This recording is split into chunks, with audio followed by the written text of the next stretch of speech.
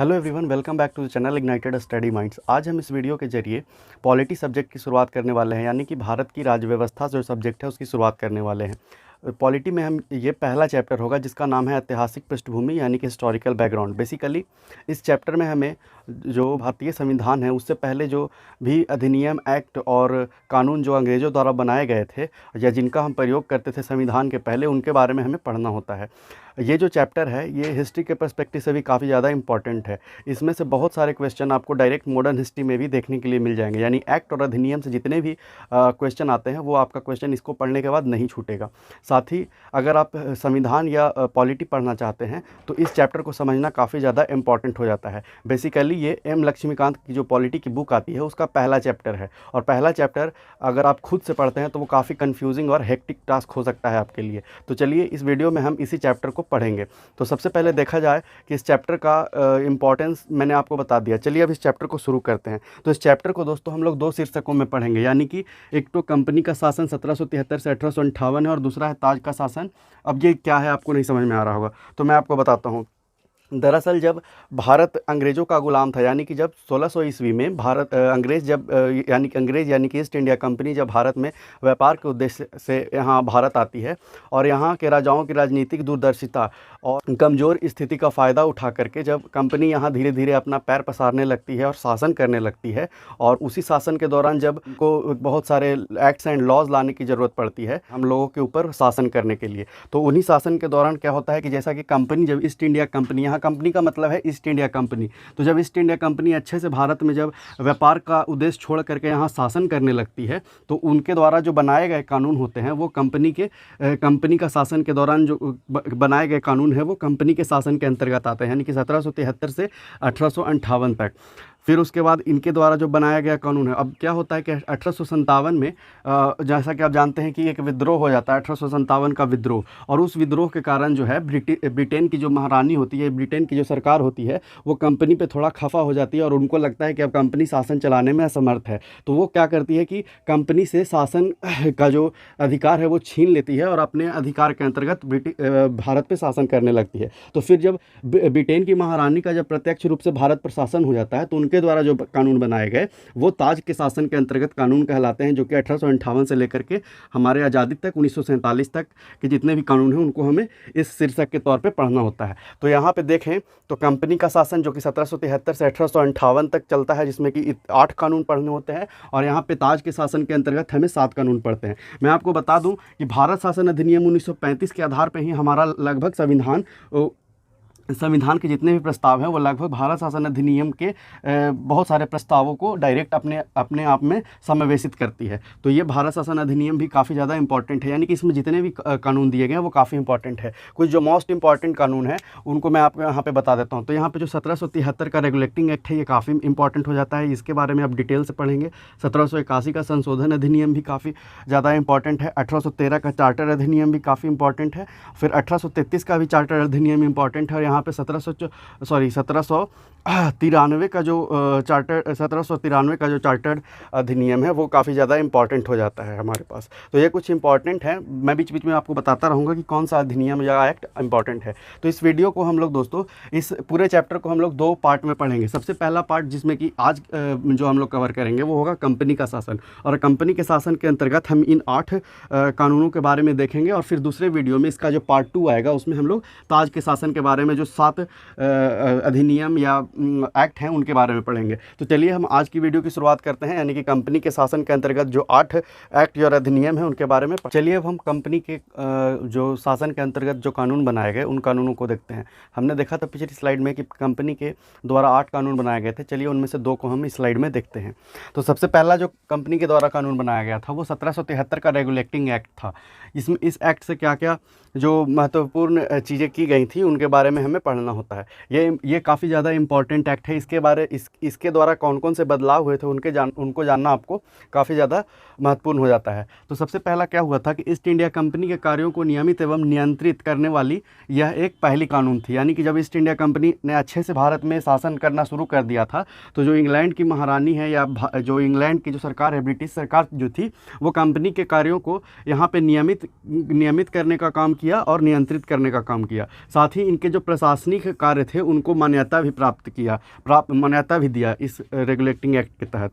फिर उसके बाद दूसरा काम इन्होंने क्या किया कि बंगाल के गवर्नर जनरल बंगाल के जो गवर्नर थे उनको बंगाल का गवर्नर जनरल बना दिया गया, यानी कि जो पद था बंगाल के गवर्नर, उस टाइम पे जो 3 प्रोविंस थे जो ईस्ट इंडिया कंपनी के, जैसे कि बंगाल, जो मुंबई और मद्रास, तो वहाँ पे इसके पर्सनली एक एक गवर्नर हुआ करते थे। लेकिन क्या हुआ कि जो बंगाल के गवर्नर है, इस एक्ट के द्वारा बंगाल के गवर्नर को बंगाल का गवर्नर जनरल पद दे दिया गया और उनके लिए 4 सदस्यीय परिषद का गठन किया जो इसको हेल्प करेंगी, यानी कि 4 आदमी की कमेटी बना दी गई जो कि इसके निर्णयों को लेने में इसकी हेल्प करेगी।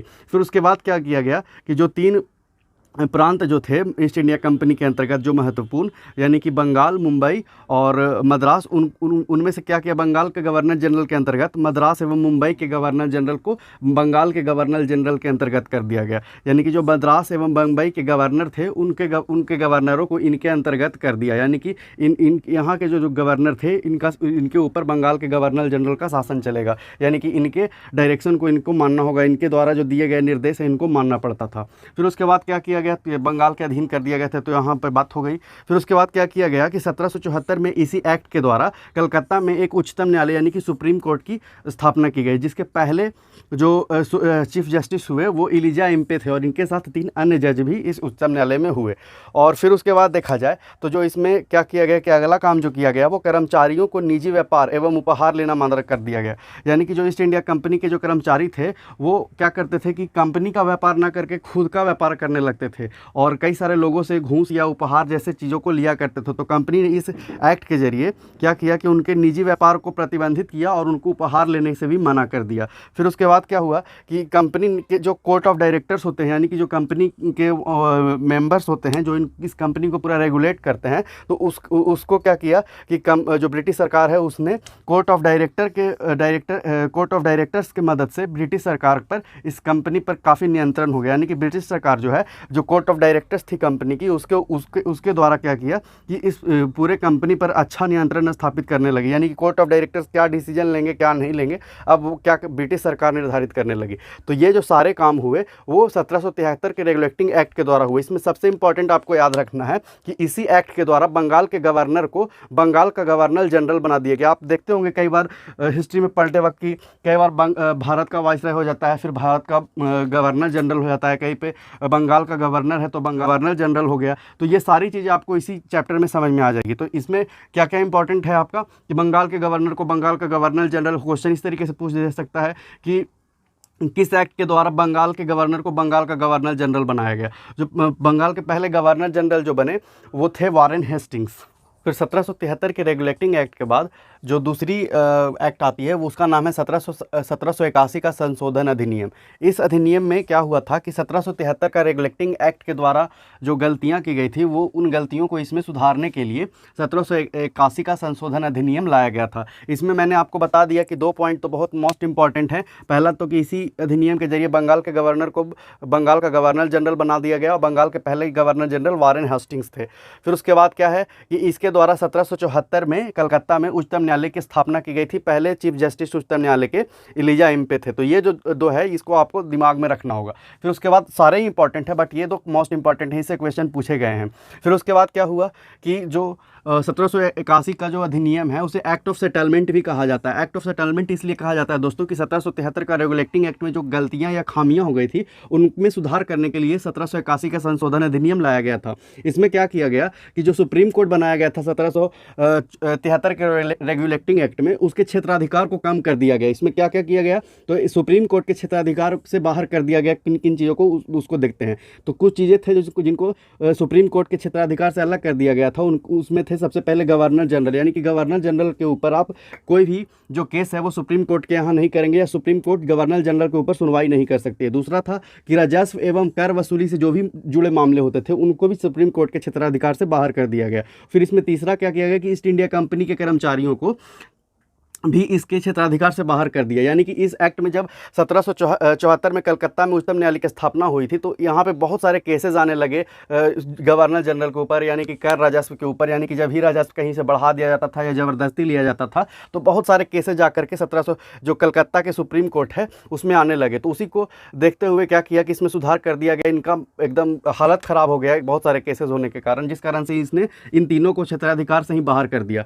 फिर उसके बाद क्या किया कि हिंदू एवं मुस्लिम के उनके धार्मिक कानूनों से इन्होंने सजा देना या मुद्दे की सुनवाई करना शुरू कर दिया इसी एक्ट के जरिए। तो ये भी एक इम्पॉर्टेंट है कि किस एक्ट के जरिए हिंदू एवं मुस्लिमों को उनके धार्मिक कानूनों से उनके वादे एवं कानूनों की सुनवाई की जाती थी। तो वो है 1781 का संशोधन अधिनियम। फिर उसमें एक इम्पॉर्टेंट है कि प्रांतीय न्यायालय की जो अपील थी, यानी कि जो सुप्रीम कोर्ट के नीचे जो प्रांतीय न्यायालय थे अपने अपने प्रांत में, वहाँ पर अगर कोई केस या उसके अपील को अगर सुप्रीम कोर्ट में आप ले जाना चाहते थे तो आप सुप्रीम कोर्ट में उसके अपील को नहीं कर सकते थे। आपको जो प्रांतीय न्यायालय की जो अपील थी वो गवर्नर जनरल इन काउंसिल के यहाँ करनी होती थी, और सुप्रीम कोर्ट के यहाँ आप उसको नहीं कर सकते थे। उसका भी बदलाव इसमें प्रांतीय जो 1781 का संशोधन अधिनियम में किया गया था। तो ये दो मोस्ट इंपॉर्टेंट एक्ट हैं, और इनके द्वारा जो किए गए मोस्ट इंपॉर्टेंट जो कार्य हैं उनको हमने देखा। चलिए अब हम देखते हैं अपने अगले जो एक्ट्स और अधिनियम पारित किए गए थे कंपनी के द्वारा उसको।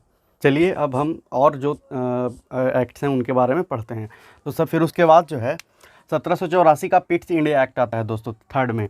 तो 1784 का पिट्स इंडिया एक्ट में क्या था, इस एक्ट से क्या हुआ था कि ईस्ट इंडिया कंपनी के राजनीतिक एवं व्यापारिक कार्यों को पृथक कर दिया गया। यानी कि राजनीतिक एवं प्रशासनिक कार्य जो थे कंपनी के किसी और समूह को बांट दिया गया, और व्यापारिक काम कंपनी के किसी और समूह को बांटा गया।